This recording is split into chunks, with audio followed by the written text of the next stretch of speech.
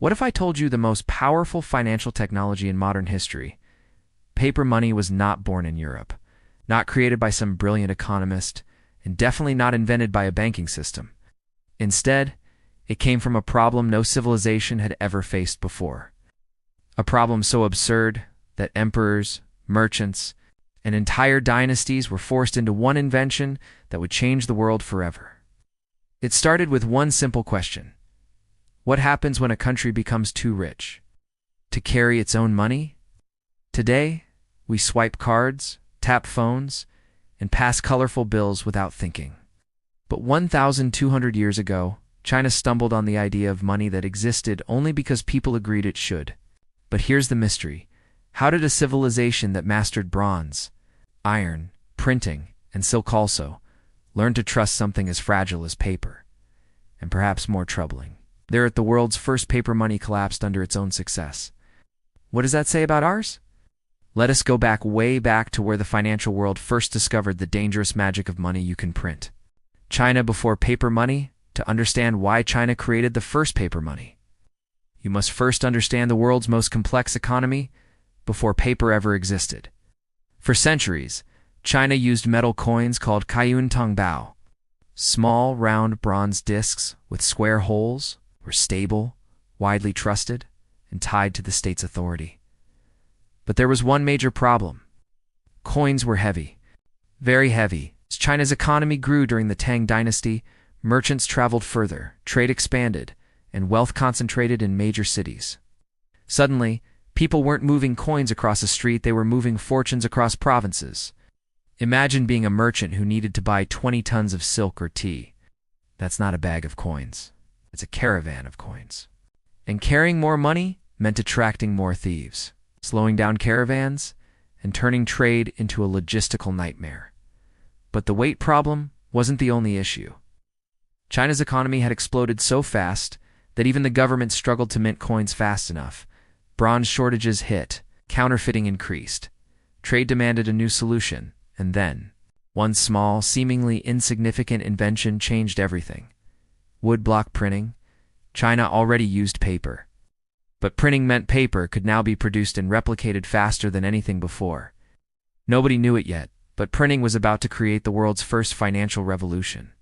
The story begins not with emperors, but with merchants, specifically in the bustling city of Chengdu during the Song dynasty around the 10th century. Chengdu was rich, crowded, and economically explosive, something like the Shanghai of its time. Merchant guilds were powerful and innovative, and they were the first to ask, what if we don't carry coins at all? Instead, they issued IOU slips called jiaozi. These were simple, notes handwritten receipts, promising the holder a certain amount of coins.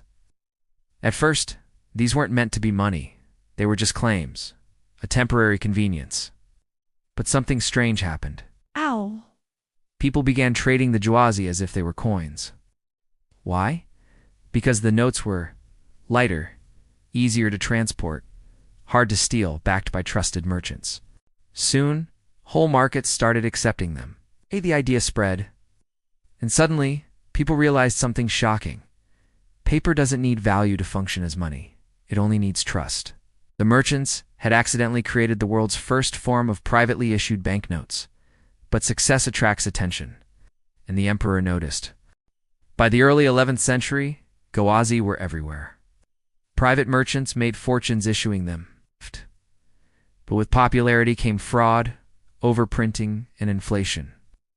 The government feared losing control over the money supply. So in 1024, the Song government made a historic decision. They nationalized paper money. This was the first time any state on earth had produced government-backed banknotes. They set rules. Notes expired after 3 years. They could be exchanged for metal coins. Printing with centralized supply was limited. This was the birth of state-issued paper money, and it worked. Trade boomed. Taxes flowed more efficiently. The empire stabilized. For a time, China had the most advanced financial system in the world. But power brings temptation, and the Song emperors would soon face a choice every government faces. Do you print money responsibly? Solve every financial problem with ink? The death blow to responsible money printing came from war. The Song dynasty was constantly under threat. Armies were expensive, Defending borders required resources, and printing money was fast. It was easier than mining bronze, easier than collecting taxes, it's easier than raising revenue through trade. And so, gradually, quietly, the empire printed more notes, just a little more, then far more. Coins disappeared from circulation. People hoarded them because paper felt increasingly unstable. Then, the Song dynasty faced its greatest enemy, the Mongols. As war costs exploded, the Song printed even more money. Historian Richard von Glan famously called it a fiscal heroin addiction. And like any addiction, it had consequences. By the time the Mongols conquered China, paper money was deeply weakened. But instead of abandoning it, the Mongols doubled down. Under Kublai Khan, China entered the Yuan dynasty. And for the first time in world history, an entire empire used paper money as its exclusive legal tender. Coins were banned. Metal money was confiscated. Paper was everything. Marco Polo, visiting China around 1275, wrote about this system in amazement. The Great Khan causes the bark of trees. It's passed for money all over his country. But what Polo didn't see, or didn't understand, was the danger. The Mongols relied on endless military campaigns. They needed funding. Again, printing paper was easier than raising taxes from a devastated population. So the Yuan dynasty printed, and printed, and printed. Soon, notes from earlier years lost value. Confidence evaporated. Prices skyrocketed. People reverted to barter. The economy convulsed. By the time the Yuan dynasty collapsed, paper money was seen as a dangerous, unstable experiment. The lesson seemed obvious. Money that is too easy to create becomes too easy to destroy. But that wasn't the end. China would try paper money again, and again. Each time, with the same result. When the Ming dynasty replaced the Mongols in 1368, they tried to revive paper currency. Their version was called Da Ming Baoqiu. It looked beautiful green notes printed with dragons, clouds, and official seals. Each note promised convertibility into coins. But there was a catch. The government had no coins. They had no reserves. It was like writing a check without having a bank account. Within decades, inflation exploded. One famous account says tax collectors refused to accept paper money because it was not worth the paper it was printed on. By the mid-1400s, the Ming dynasty abandoned paper money completely. China returned to silver. The world's first paper money experiment had ended in disaster, and China would not trust paper currency again for nearly 500 years. Now here's where things get uncomfortable, because what happened in ancient China looks eerily familiar. Parallels in modern monetary systems, paper money divorced from metal backing. China did this in the 1200s. The US did this in 1971, when it abandoned the gold standard. Governments printing money to fund wars and deficits. China did this during the Song and Yuan wars. Today, trillions are printed in crises, recessions, and geopolitical conflicts. Inflation following excessive money creation. China watched prices explode repeatedly. Modern nations are experiencing the highest inflation in decades. Trust collapses faster than money can be printed. Ancient China learned this the hard way. Modern currencies rely on confidence, not backing. And here's the most surprising parallel.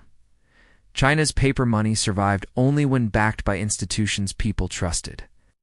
When printing was limited, convertibility existed. The state kept discipline, paper worked. When governments printed too freely, it collapsed. Sound familiar? Consider this. 80% of all US dollars in circulation today were created after 2008. Global debt now exceeds $315 trillion. 21 countries currently face hyperinflation or near hyperinflation. The same patterns that toppled ancient dynasties are resurfacing, not in China this time, but around the world. Because ultimately, paper money is not backed by gold, it's backed by trust. And trust is finite. What do we learn from the world's first paper money system? China didn't just invent a new technology. It invented a new idea. The idea that value could be created from belief alone. The idea that the wealth of a nation didn't need to be mined, could be printed. But with that idea came a warning. Money created by human hands can be destroyed by human behavior. China rose with paper money. China fell with paper money. And today we live in the long shadow of that experiment. The real question is, are we repeating their mistakes or learning from them? 1. Paper money wasn't invented because China was advanced. It was invented because China had a problem. The weight of metal coins made trade impossible. Necessity created innovation. 2. Paper money works only when trust outweighs temptation. Every collapse in China's monetary history came from printing too much, too fast, for the wrong reasons. 3. Modern currencies still rely on the same fragile foundation China discovered 1,000 years ago. Nothing has changed except the scale. We no longer risk the collapse of a dynasty, we risk the collapse of global systems. If ancient China proved anything, it's this. The most powerful form of money is also the easiest to abuse. And once trust is broken, no empire, no bank, and no government can print it back. So the next time you hold a banknote or tap your phone to pay, remember you're not holding money, you're holding a promise. And promises are only as strong as the people who keep them. If you found this story eye-opening and want to explore more hidden histories of money, empires, and economic power, subscribe to the channel. There are more stories like this, lost lessons from the past that shape the world we live in today. Thanks for watching. Stay curious.